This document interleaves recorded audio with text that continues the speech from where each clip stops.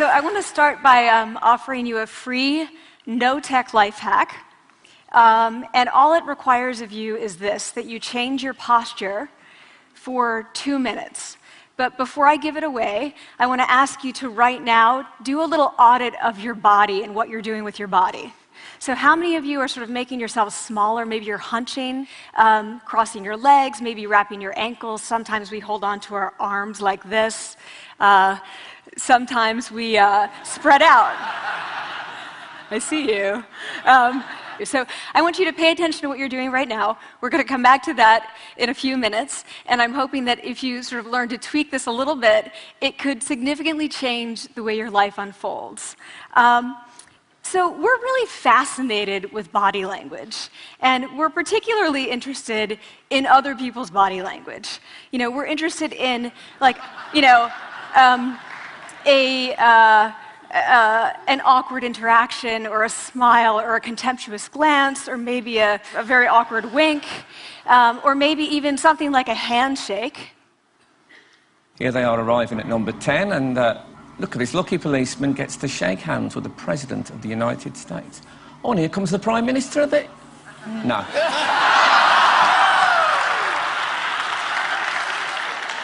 So a handshake, or the lack of a handshake, can have us talking for weeks and weeks and weeks, even the BBC and the New York Times. So obviously, when we think about nonverbal behavior or body language, but we call it nonverbals as social scientists, it's language. So we think about communication. When we think about communication, we think about interactions. So what is your body language communicating to me? What's mine communicating to you? And there's a lot of reason to believe that this is a valid way to look at this. So social scientists have spent a lot of time looking at the effects of our body language or other people's body language on judgments. And we make sweeping judgments and inferences from body language. And those judgments can predict really meaningful life outcomes, like who we hire or promote, who we ask out on a date. For example, Nalini Ambady, a researcher at Tufts University, shows that when people watch 30-second soundless clips of real physician-patient interactions, their judgments of the physician's niceness predict whether or not that physician will be sued. So it doesn't have to do so much with whether or not that physician was incompetent, but do we like that person and how they interacted? Even more dramatic, Alex Todorov at Princeton has shown us that judgments of political candidates' faces in just 1 second predict 70% of US Senate and gubernatorial race outcomes. And even, let's go digital, emoticons used well in online negotiations can lead you to claim more value from that negotiation. If you use them poorly, bad idea, right? So when we think of nonverbals, we think of how we judge others, how they judge us, and what the outcomes are. We tend to forget, though, the other audience that's influenced by our nonverbals, and that's ourselves. We are also influenced by our nonverbals, our thoughts and our feelings and our physiology. So what nonverbals am I talking about? I'm a social psychologist, I study prejudice, and I teach at a competitive business school. So it was inevitable that I would become interested in power dynamics. I became especially interested in nonverbal expressions of power and dominance. And what are nonverbal expressions of power and dominance? Well, this is what they are. So in the animal kingdom, they are about expanding. So you make yourself big, you stretch out, you take up space, you're basically opening up. It's about opening up. And this is true across the animal kingdom. It's not just limited to primates, and humans do the same thing.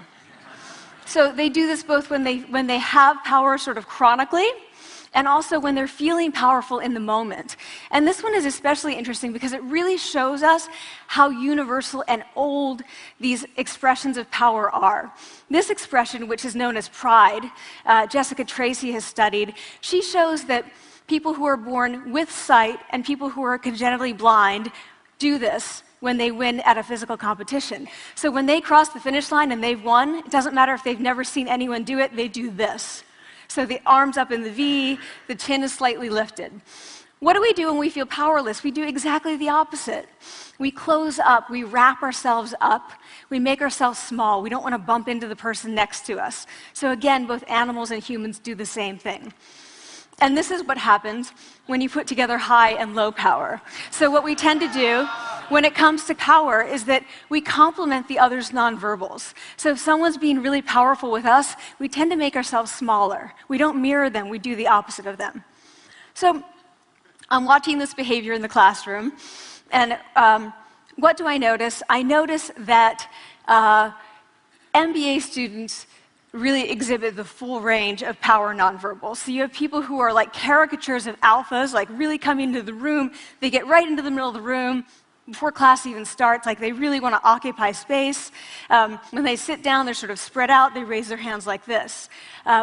You have other people who are virtually collapsing when they come in. As soon as they come in, you see it. You see it on their faces and their bodies, and they sit in their chair and they make themselves tiny, and they go like this when they raise their hand. I noticed a couple things about this. One, you're not going to be surprised, it seems to be related to gender. So women are much more likely to do this kind of thing than men. Women feel chronically less powerful than men, so this is not surprising. But the other thing I noticed is that it also seemed to be related to the extent to which the students were participating and how well they were participating. And this is really important in the MBA classroom because participation counts for half the grade. So business schools have been struggling with this gender grade gap. You get these equally qualified women and men coming in, and then you get these differences in grades, and it seems to be partly attributable to participation. So I started to wonder, okay, so you have these people coming in like this, and they're participating. Is it possible that we could get people to fake it, and would it lead them to participate more? So my main collaborator, Dana Carney, who's at Berkeley, and I really wanted to know, can you fake it till you make it? Like, can you do this just for a little while and actually experience a behavioral outcome that makes you seem more powerful? So we know that our nonverbals govern how other people think and feel about us. There's a lot of evidence, but our question really was, do our nonverbals govern how we think and feel about ourselves? There's some evidence that they do. So, for example, when we smile when we feel happy, but also when we're forced to smile by holding a pen in our teeth like this, it makes us feel happy. So it goes both ways. When it comes to power, it also goes both ways. So when you feel powerful, you're more likely to do this, but it's also possible that when you pretend to be powerful, you are more likely to actually feel powerful. So the second question really was, so we know that our minds change our bodies. Is it also true that our bodies change our minds? And when I say minds, in the case of the powerful, what am I talking about? So I'm talking about thoughts and feelings and the sort of physiological things that make up our thoughts and feelings. And in my case, that's hormones. I look at hormones. So what do the minds of the powerful versus the powerless look like? So powerful people tend to be, not surprisingly, more assertive and more confident, more optimistic. They actually feel that they're going to win even at games of chance. They also tend to be able to think more abstractly. So there are a lot of differences. They take more risks. There are a lot of differences between powerful and powerless people. Physiologically, there also are differences on two key hormones, testosterone, which is the dominance hormone, and cortisol, which is the stress hormone. So what we find is that high-power alpha males in primate hierarchies have high testosterone and low cortisol, and powerful and effective leaders also have high testosterone and low cortisol. So what does that mean? When you think about power, people tended to think only about testosterone because that was about dominance. But really, power is also about how you react to stress. So do you want the high-power leader that's dominant, high on testosterone, but really stress reactive? Probably not, right? You want the person who's powerful and assertive and dominant, but not very stress reactive, the person who's laid back.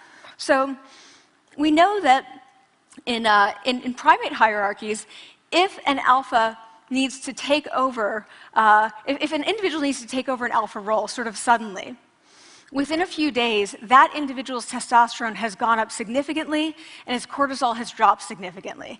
So we have this evidence, both that the body can shape the mind, at least at the facial level, and also that role changes can shape the mind. So what happens, okay, you take a role change, what happens if you do that at a really minimal level, like this tiny manipulation, this tiny intervention? For 2 minutes you say, I want you to stand like this, and it's going to make you feel more powerful.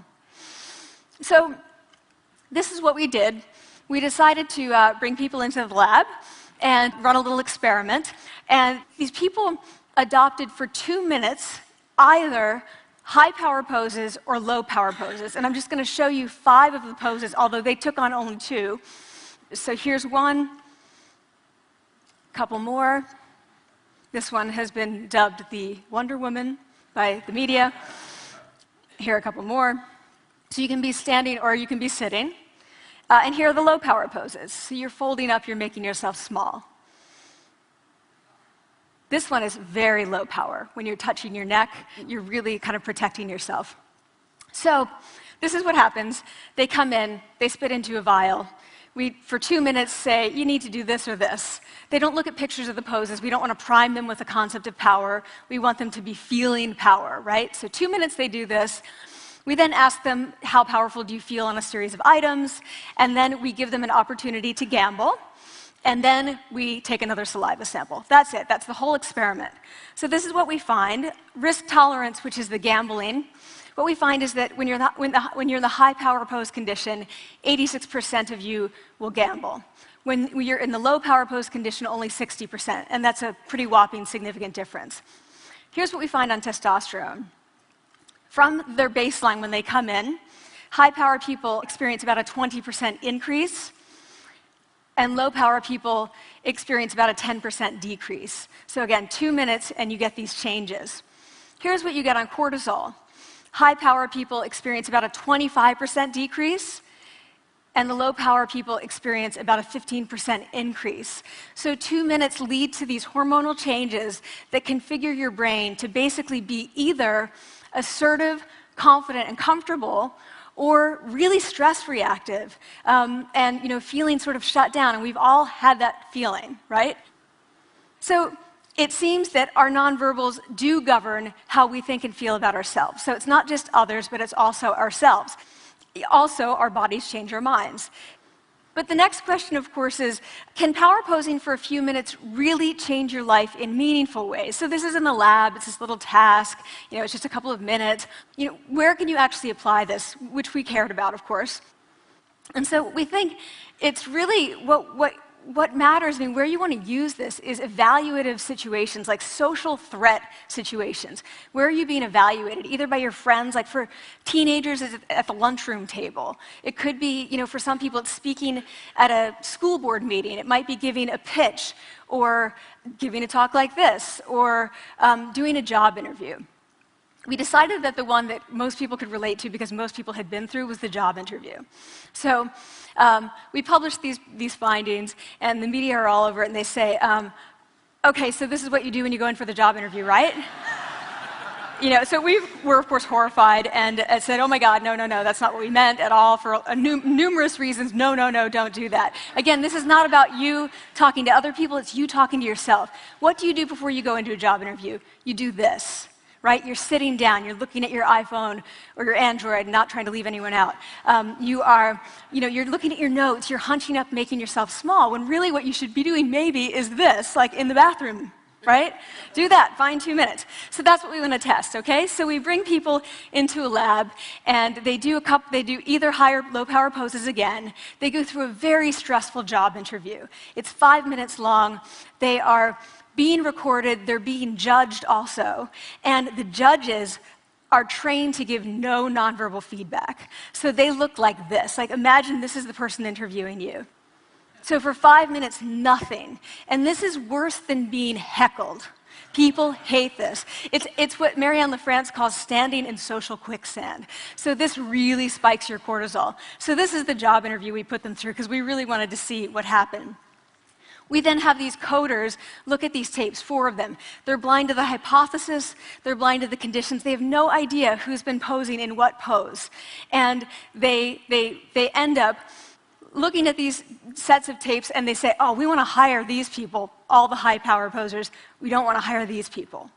We also evaluate these people much more positively overall. But what's driving it?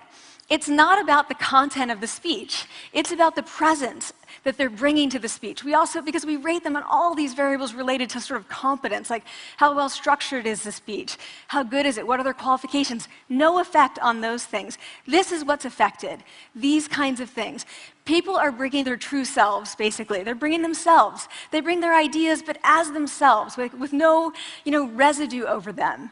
So this is what's driving the effect or mediating the effect. So when I tell people about this, that our bodies change our minds and our minds can change our behavior and our behavior can change our outcomes, they say to me, it feels fake, right? So I said fake it till you make it. Like, it's not me. Like, I don't want to get there and then still feel like a fraud. I don't want to feel like an imposter. I don't want to get there only to feel like I'm not supposed to be here. And that really resonated with me because I want to tell you a little story about being an imposter and feeling like I'm not supposed to be here. When I was 19, I was in a really bad car accident. I was thrown out of a car, rolled several times. I was thrown from the car, and I woke up in a head injury rehab ward. And I had been withdrawn from college, and I learned that my IQ had dropped by 2 standard deviations, which was very traumatic. I knew my IQ because I had identified with being smart, and I had been called gifted as a child. So I'm taken out of college. I keep trying to go back. They say, you're not going to finish college. Like, just, there are other things for you to do, but that's not going to work out for you. So I really struggled with this, and I have to say, having your identity taken from you, your core identity, and for me it was being smart, having that taken from you, there's nothing that leaves you feeling more powerless than that. So I felt entirely powerless. I worked and worked and worked, and I got lucky and worked and got lucky and worked. Eventually I graduated from college. It took me 4 years longer than my peers. And I convinced someone, my angel advisor, Susan Fisk, to take me on. And so I ended up at Princeton, and I was like, I am not supposed to be here. I am an imposter. And the night before my first year talk, and the first year talk at Princeton is a 20-minute talk to 20 people. That's it. I was so afraid of being found out the next day that I called her and said, I'm quitting. She was like, you are not quitting, because I took a gamble on you and you're staying. You're going to stay, and this is what you're going to do. You're going to fake it.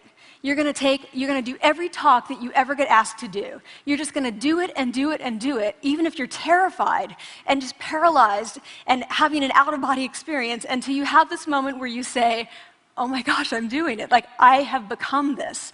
I am actually doing this. So that's what I did. 5 years in grad school. A few years, I'm at Northwestern. I moved to Harvard. I'm at Harvard. I'm not really thinking about it anymore, but for a long time I had been thinking, not supposed to be here, not supposed to be here. So at the end of my first year at Harvard, a student who had not talked in class the entire semester, who I had said, look, you got to participate or else you're going to fail, came into my office. I really didn't know her at all. And she came in totally defeated, and she said, I'm not supposed to be here.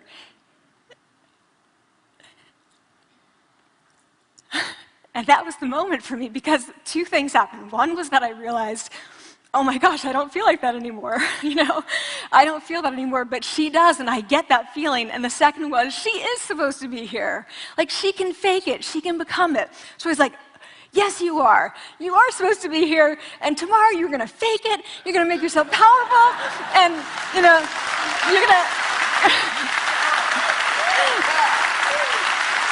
and you're going to go into the classroom, and you are going to give the best comment ever, And she gave the best comment ever, and people turned around, they were like, oh my God, I didn't even notice her sitting there, She comes back to me months later, and I realized that she had not just faked it till she made it, she had actually faked it till she became it. So she had changed. And so I want to say to you, don't fake it till you make it.